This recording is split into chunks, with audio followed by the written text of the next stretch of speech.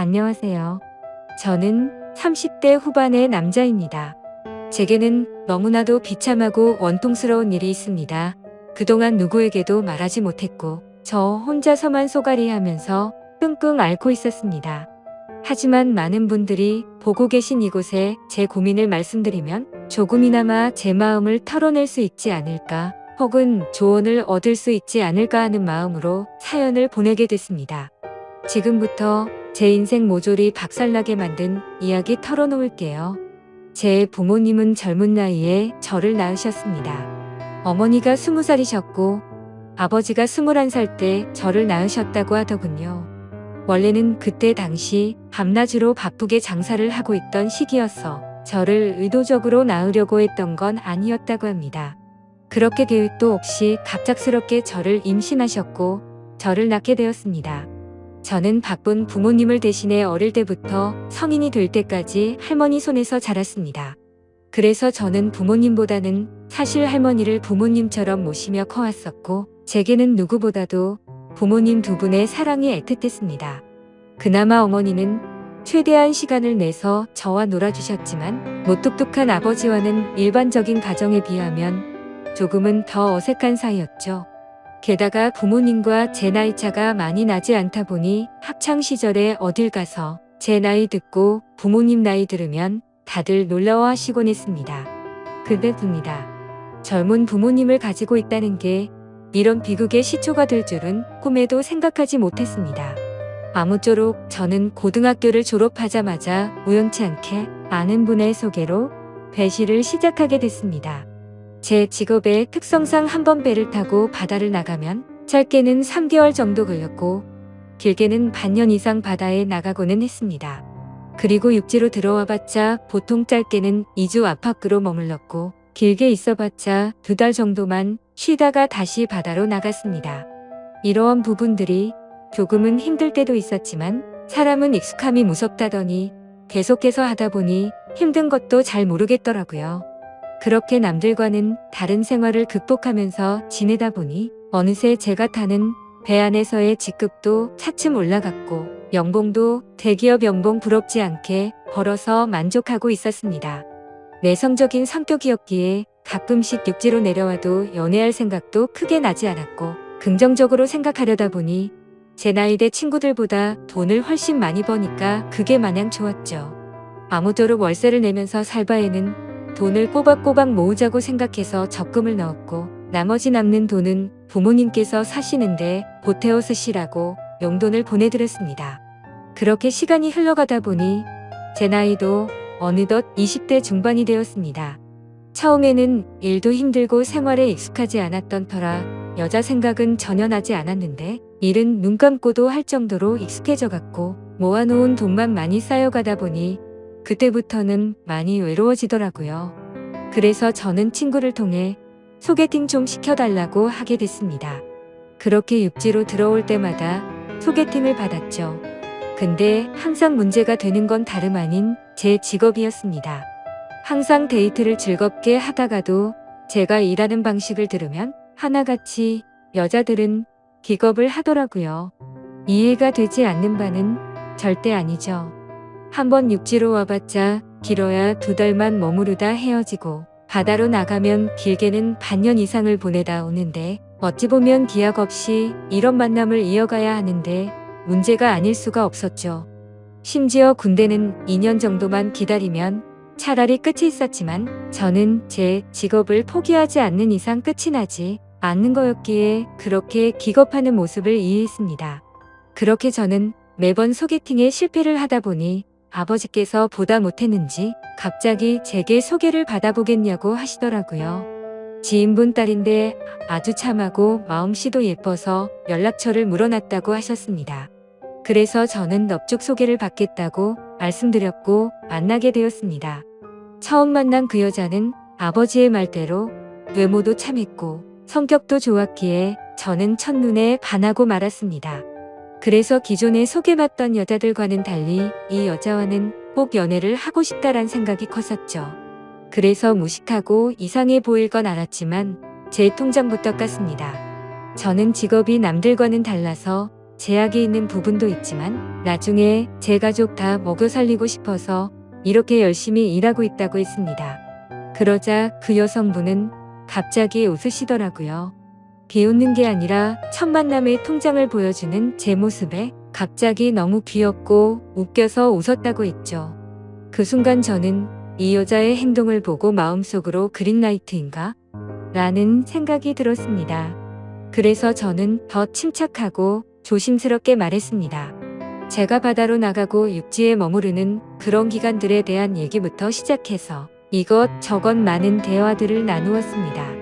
그리고 제 진심을 알아줬는지 저희는 교제를 시작하게 되었습니다. 남들과는 너무 다른 교제 방식에 미안하기도 했지만 다른 사람에게 참아 보낼 수가 없었습니다. 많이 이기적인 걸 알았기에 제 모든 진심을 다해서 아껴주고 사랑해줬습니다. 그래서 아내와 1년 정도 사귀었을 무렵 저는 아내에게 프로포즈를 하게 됐습니다. 못난 저 때문에 이렇게 제약적인 만남을 해주는 것도 미안한데 고생하는 모습 보고 싶지 않다고 했습니다. 처가댁은 저희 집과 마찬가지로 돈이 많거나 그런 건 아니었습니다. 평범하게 직장 생활을 하고 계신 장인어른과 가정주부로 살아오신 장모님이셨죠. 그리고 제 아내는 공부에는 별 관심이 없었지만 지방대학을 나와서 중소기업에서 격리로 일을 하고 있었습니다. 근데 회사에서 집까지 왕복 2시간이 넘게 걸리는 거리라 늘 마음이 쓰였습니다. 그래서 저는 그런 아내를 더 편하게 해주고 싶은 마음과 평생을 함께하고 싶은 마음에 결혼하자고 하게 되었던 거죠. 하지만 예상대로 아내는 쉽사리 수락을 하지 않았습니다. 제가 싫지 않고 만나서 함께 있으면 너무 행복하고 좋은데 바다로 한번 나가면 너무 오랫동안 못 보는 게 어느 정도 걸린다고 하더라고요. 근데 평생 그럴 걸 생각을 하니 생각할 시간이 필요할 것 같다고 했습니다. 그래서 저는 지금처럼 연애를 하면 내가 육지로 나와서도 우리는 약속 시간을 정해서 서로 만나고 또다시 집으로 헤어지고 하는 거 시간이 아깝지 않냐고 했습니다. 함께 같이 살면서 조금이라도 더 오랫동안 계속 붙어 있는 게 좋지 않겠냐고 말했죠. 그리고 제 진심을 담아서 말했습니다. 출퇴근하느라 고생하는 것도 그만했으면 좋겠고 하루라도 빨리 우리를 닮은 아기를 낳아서 더 행복한 가정 만들고 싶다고요. 그러자 아내는 고민 끝에 결국 제 프로포즈를 수락해줬습니다. 그렇게 저희는 서둘러서 양가 어른분들을 모시고 상견례를 마쳤고 다음에 육지로 돌아왔을 때 결혼하기로 날짜까지 정하게 됐죠. 참으로 미안했습니다. 제가 신혼 준비를 도와주지 못해서 아내는 제 어머니와 같이 대부분의 결혼식 준비를 함께하게 되었고 그러는 과정에서 친엄마 친딸처럼 친해졌더라고요. 그래서 저는 아내와 상의 끝에 저희 부모님을 모시고 함께 지내기로 했습니다. 아무래도 제가 자리를 비운 사이 혼자 쓸쓸히 지낼 아내를 생각하니 마음이 쓰이더라고요. 그렇게 저희는 결혼식을 하게 되었고 참 감사하게도 저희는 허니문 베이비가 생기게 되었죠. 저는 바다에 나가 있었고 아내의 임신 소식을 듣자마자 너무 신이 나서 같이 일하는 동료들에게 실컷 자랑을 했고 참 많이 행복했습니다. 저는 기대에 부풀어 행복한 가정을 꿈꾸며 열심히 돈 벌자라는 마음으로 즐겁게 뱃생활을 했습니다. 그렇게 시간은 흘렀고 제 아내는 세상 누구보다 예쁜 딸아이를 출산하게 됐죠.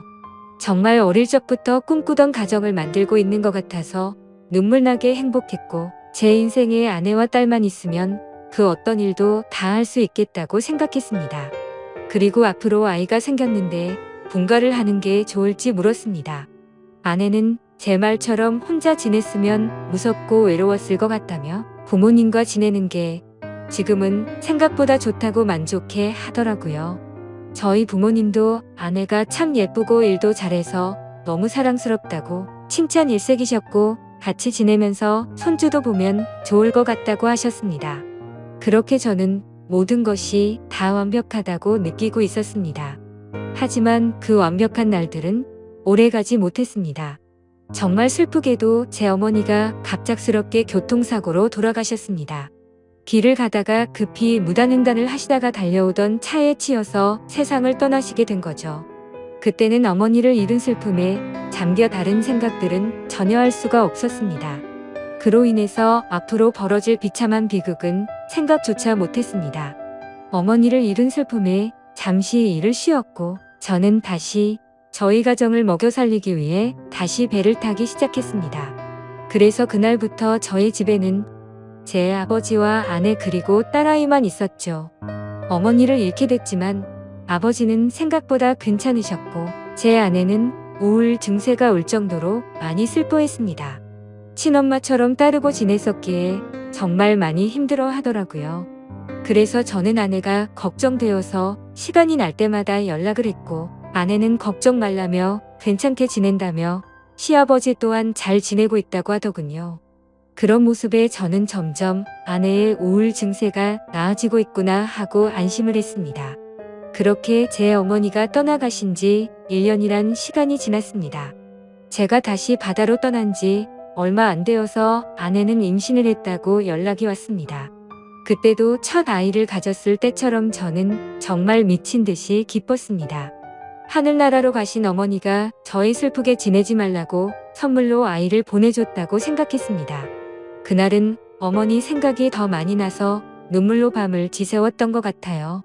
시간이 또 빠르게 흘러갔고 제 아내는 둘째로 사내 아이를 출산하게 됐습니다. 저는 제 어깨가 더 무거워졌지만 행복했습니다. 사랑하는 아내와 제 2명의 자식들을 위해선 못할 게 없었으니까요. 이 세 사람을 제 인생의 축복이라고 생각하고 사명감을 갖고 더욱 열심히 살았습니다. 그런데 뭔가 이상한 점이 분명히 있었습니다. 제가 한 번씩 육지에 머무를 때를 생각해보면 아버지는 둘째 아들을 유독 좋아하셨습니다. 첫째 손녀를 낳았을 때는 보여주신 적 없던 모습들을 종종 보여주셔서 뭔가 이상했죠.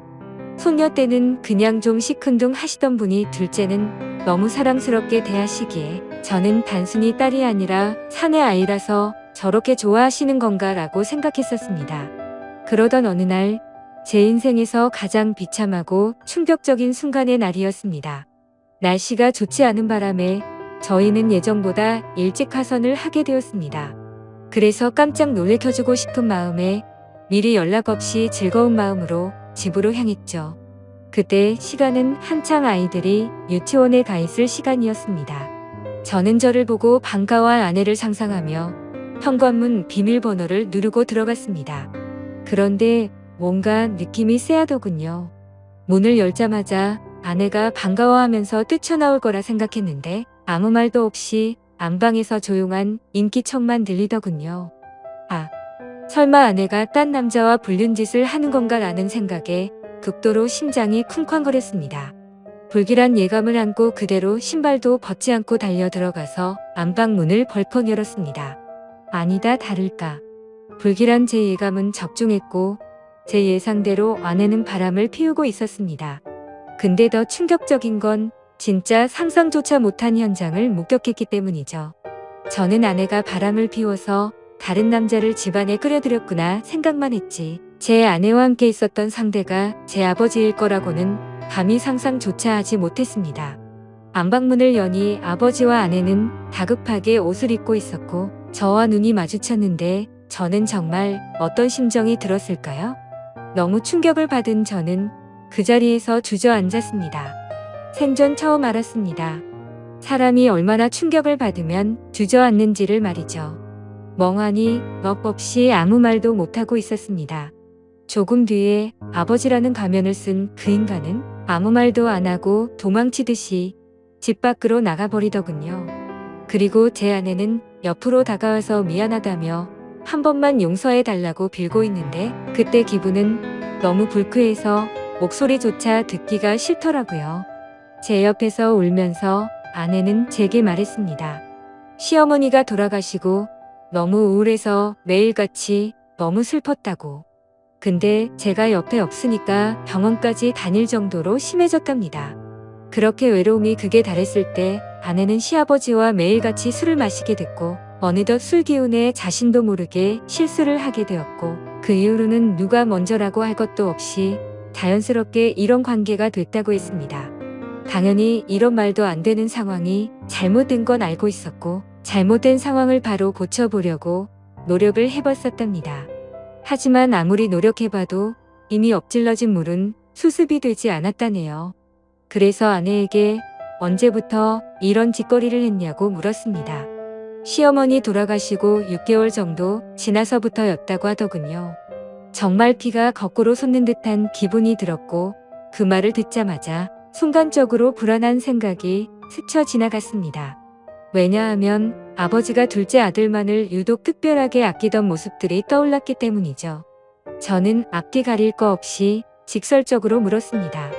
둘째 아들이 내 아이 맞냐고 하니까 아내는 아무 말도 없이 고개를 숙이고 있더라고요. 제가 빨리 대답하라고 소리 지르니까 아내는 미안하다며 울기만 하더라고요. 니네가 짐승이지 진정 사람이냐며 힘껏 소리를 질렀습니다. 현관문이 열려 있어서 동네 사람들이 수군대면서 쳐다보고 지나가는데 그딴 건 전혀 눈에 들어오지도 않더군요. 저는 그 자리에 더 있다가는 정말 크게 사고를 칠 것 같아서 일단 집 밖으로 뛰쳐나갔습니다. 어떻게 이런 일이 실제로 일어날 수가 있나 생각했고 그 충격은 절대로 쉽게 헤어나올 수가 없더군요. 그래서 며칠 동안 정신을 잃어서 쓰러질 때까지 술을 마시고 모든 연락을 끊고 있었습니다.